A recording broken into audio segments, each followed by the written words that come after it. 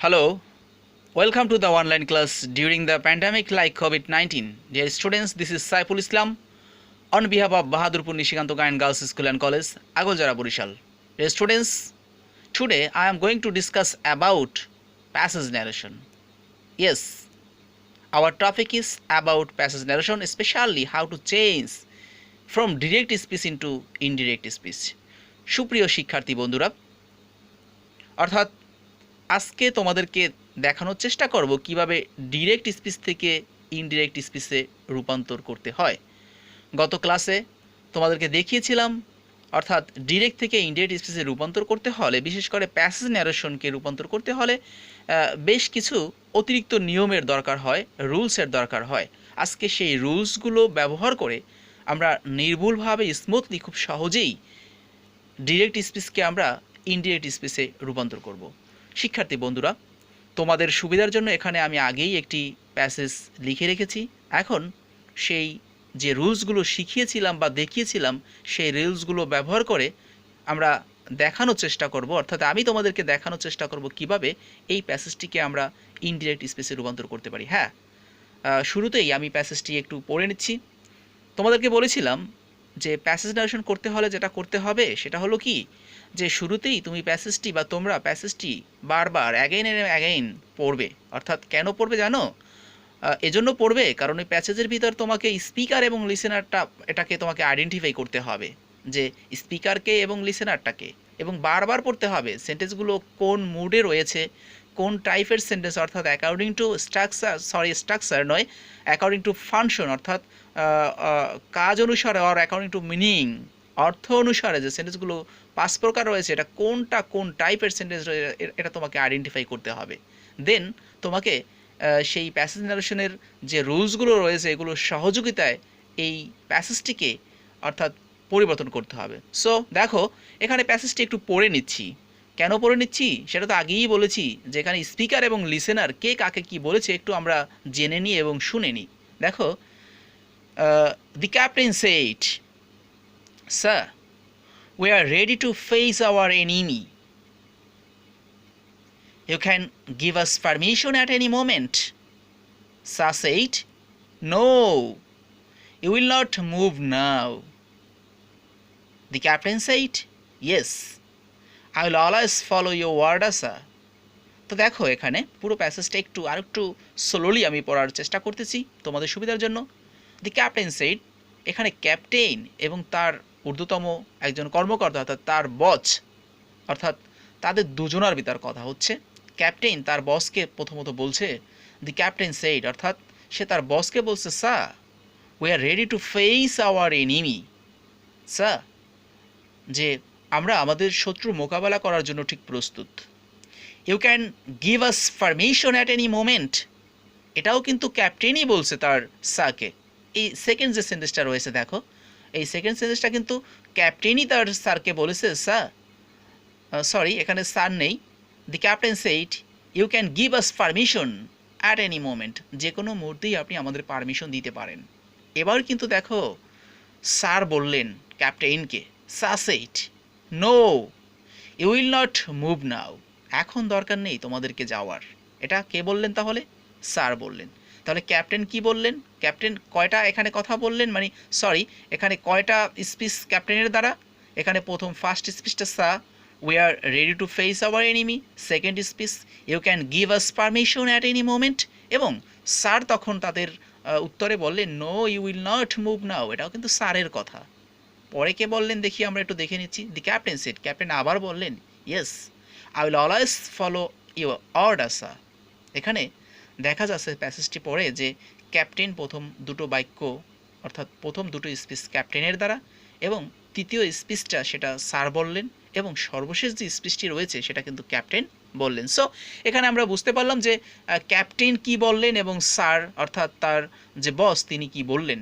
এখন দেখো, এখানে তোমাদেরকে বলা হয়েছিল আগেই যে বেশ কয়েকটা বিষয় দেখানোর চেষ্টা করতেছি। স্যার, এই স্যার শব্দটা থাকলে, অর্থাৎ স্যার থাকলে স্যারের পরিবর্তে আমরা অ্যাড্রেসিং অ্যাজ ব্যবহার করতে পারি, অথবা রিপ্লাইড উইথ পোলাইট ব্যবহার করতে, অথবা রেসপেক্টফুলি শব্দটা ব্যবহার করতে পারি স্যারের পরিবর্তে। আর একটা শব্দ দেখো, একটা শব্দ রয়েছে এখানে, একটু দেখানোর চেষ্টা করতেছি। সেকেন্ড সেন্টেন্স না, হ্যাঁ নো আছে। নো থাকলে আমরা এই শব্দটার পরিবর্তে আমরা রিপ্লাইড ইন দ্য নেগেটিভ ব্যবহার করতে পারি। ইয়েস থাকলে রিপ্লাইড ইন দ্য অ্যাফার্মেটিভ ব্যবহার করতে পারি। আর একটু পার্টিকুলার একটা শব্দ রয়েছে, সেটা হলো নাও। একটু দেখো, নাও, হ্যাঁ এই যে নাও রয়েছে, এই নাওয়ের পরিবর্তে আমরা দেন ব্যবহার করতে পারি। এবং তোমাদেরকে বলেছিলাম যে প্যাসেজ নারেশনে যদি রিপোর্টিং অর্থাৎ একজন রিপোর্টিং ভার্বের আওতায় যদি একাধিক রিপোর্টিং স্পিচ থাকে, তাহলে বাক্যগুলোকে যুক্ত করতে হলে কি করতে হবে জানো?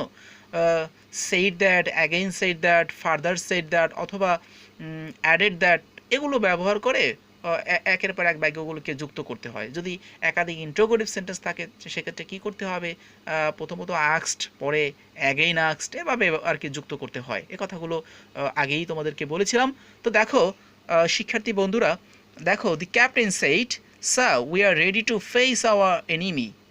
এই বাক্যটাকে পরিবর্তন করতে হলে প্রথম যে বাক্যটা রয়েছে এটা অ্যাসার্টিভ সেন্টেন্স এবং বাক্যের শুরুতেই সম্বোধন করা হয়েছে স্যার বলে।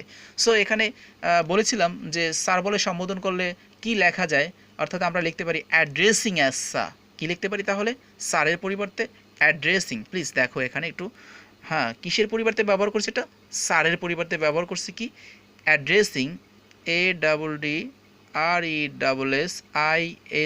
অ্যাড্রেসিং অ্যাজ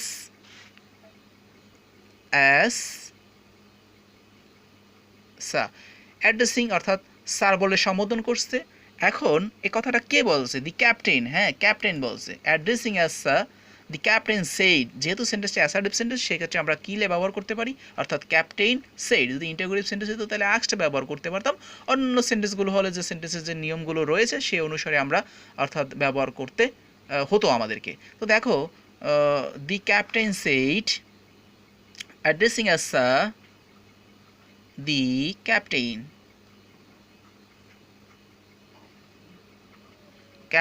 said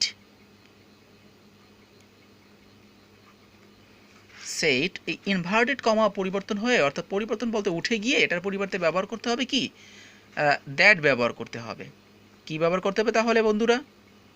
হ্যাঁ দ্যাট ব্যবহার করতে হবে। তাহলে কি দাঁড়ালো? Addressing as sir the captain said that. এখন পরবর্তী বাক্যটা কি রয়েছে? We are ready to. উইটা ফার্স্ট পারসন। তোমরা হয়তো জানো যে ফার্স্ট পারসন পরিবর্তন হয় রিপোর্টিং ভার্বের সাবজেক্ট অনুসারে। এটা প্লুরাল রয়েছে। উইটা কোথায় যাবে তাহলে? উইটা যাবে সাবজেক্টের কাছে, ক্যাপ্টেনের কাছে। ক্যাপ্টেন হি, এটা প্লুরাল করলে কি হয়ে যাবে তাহলে? এটা প্লুরাল করলে হয়ে যাবে দে। তাহলে কি লিখলাম এখানে? দে আর।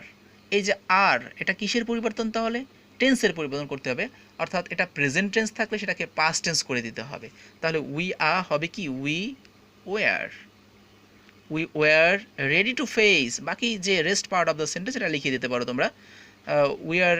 War ready, are EADY, ready to, war ready to face, FAC, face our. দেখো এটাও কিন্তু ফার্স্ট পারসন পজিটিভ ফর্মে রয়েছে, এটাকেও পরিবর্তন করে আওয়ার হয়ে যাবে কি? এখানে যেহেতু উই হয়েছে দে, আওয়ার হয়ে যাবে দেয়ার। কি হবে তাহলে? আওয়ারটা কি করব? ওটাকে এই আওয়ারের পরিবর্তে আমরা কি লিখে দেবো? এটা পরিবর্তে আমরা দেয়ার লিখে দেব। THEIR, their. Enemy, ENEMY। হ্যাঁ এই বাক্যটা আমাদের এখানে আমরা কমপ্লিট করলাম। দেখো সেকেন্ড সেন্টেন্সটা রয়েছে you can give us permission at any moment. দেখো এই বাক্যটাও কিন্তু কার দ্বারা হয়েছে? এই যে স্পিচটা এটাও কিন্তু রিপোর্টিং ভার্বকে ক্যাপ্টেন রিপোর্টিং ভার্ব। তাহলে এখানে ফুল স্টপটা ব্যবহার না করে আমরা সরাসরি ব্যবহার করতে পারি অ্যান্ড ফার্দার সেইড দ্যাট। হ্যাঁ যেহেতু ক্যাপ্টেন পরপর দুটো স্পিচ করেছে এজন্য লিখতে পারি কি? অ্যান্ড ফার্দার অথবা অ্যাগেইন সেইড দ্যাট। কি লিখতে পারি? AGAIN, অ্যাগেইন, অথবা লিখতে পারি added that. And again said that. কেন সেইড ব্যবহার করলাম? যেহেতু বাক্যটা অ্যাসার্টিভ সেন্টেন্স। ইউ ক্যান, ইউটা কে? হ্যাঁ এখানে ইউটা কে? কাকে বোঝানো হয়েছে? কে বলছে? ক্যাপ্টেন বলছে। কাকে বলছে? স্যারকে বলছে। তাহলে স্যার, ইউটা কে তাহলে? এখানে ইউ দ্বারা বোঝানো হয়েছে তার বস স্যারকে। সো এখানে ইউটা কি হয়ে যাবে? হি হয়ে যাবে। হি ক্যানের পাস্ট টেন্স হবে কি? টেন্সের পরিবর্তন করতে হলে কুড, COULD, হি কুড। দেখো এই ক্যান হয়ে গেল could. He could give GIVE give, আজ রয়েছে, তাহলে আজটাকে, এটা যেহেতু ফার্স্ট পারসন আজ, এটাকে গিভ দেম করে দেব, THEM, যেহেতু আমরা উই থেকে দে পেয়েছিলাম, তো এখন আর আওয়ার থেকে দেয়ার, আর আজ থেকে হবে give them, he could give them. বাকি কি লিখতে পারি দেখো, বাকি যে অংশটা রয়েছে, পারমিশন অ্যাট এনি মোমেন্ট, হ্যাঁ বাকি অংশটা লিখে দিতে পারি, PERMISSION, permission at any moment, at any moment, MOMENT, হ্যাঁ ইয়েস, ফুল স্টপ ব্যবহার করে দিলাম। দেখো পরবর্তী যে সেন্টেন্সটা রয়েছে, কি রয়েছে, স্যার সেইট, এখানে স্যার বললে no you will not move now, এখানে স্যার তার ক্যাপ্টেনকে বলেছে, অর্থাৎ অফিসার তার ক্যাপ্টেনকে বলেছে না তোমরা এখন তোমাদের এখন নড়ার দরকার নেই, বা তোমাদের এখন যাওয়ার দরকার নেই। সো এখানে নো থাকলে বলেছিলাম যে নো এর পরিবর্তে কী ব্যবহার করা যাবে, রিপ্লাইড ইন দ্য নেগেটিভ। কী ব্যবহার করতে পারবে তাহলে তোমরা, কী ব্যবহার করবে তাহলে তোমরা, replied in the negative. Yes থাকলে, এখানে রয়েছে কিন্তু ইয়েসের একটা example, replied in the affirmative. So এখানে এটা আমরা করে দিচ্ছি, sir replied in the negative, কী হবে তাহলে, sir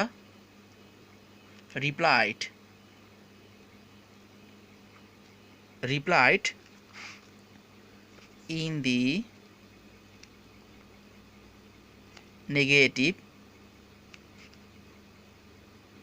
negative and said that, yes মাথায় রাখতে হবে এই নো এর পরে কমা রয়েছে, আমরা যে সেন্টেন্সগুলোতে সেইড দ্যাট, আস্ক দ্যাট যেগুলো ব্যবহার করে থাকি যথারীতি এগুলো তোমাকে ব্যবহার করতে পারো, অর্থাৎ নো এর পরিবর্তে শুধু ব্যবহার করেছি sir replied in the negative and কি said that, and said that, হ্যাঁ অ্যান্ড সেইড দ্যাট কী রয়েছে এখানে, you will not move now, ইউটা কে, ইউটা হলো ক্যাপ্টেন এবং তার যে সহকর্মীরা রয়েছেন, অর্থাৎ তাদের কথা বোঝানো হয়েছে, you will not move them, ইউটা তাহলে কে, ক্যাপ্টেন এবং তার সহকর্মীরা, তার মানে কি এখানে দে হয়ে যাবে, ইউটা কি হয়ে যাবে, দে উড নট, উইল হবে কি পাস্ট, এটাকে চেঞ্জ করলে উড হয়ে যাবে, they would not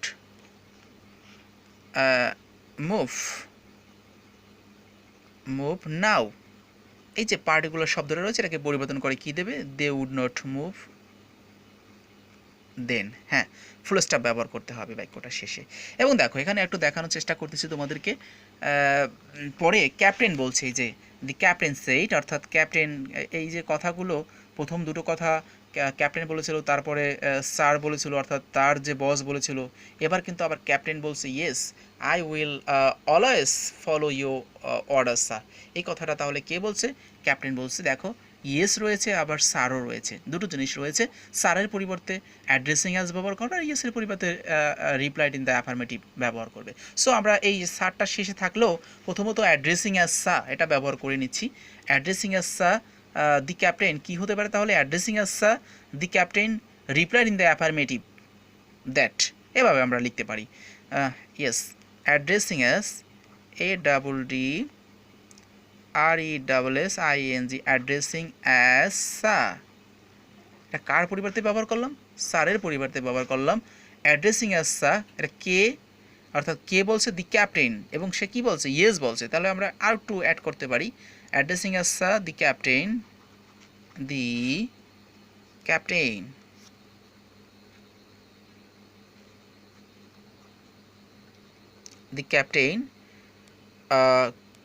replied in the negative, REPLID, replied in the negative,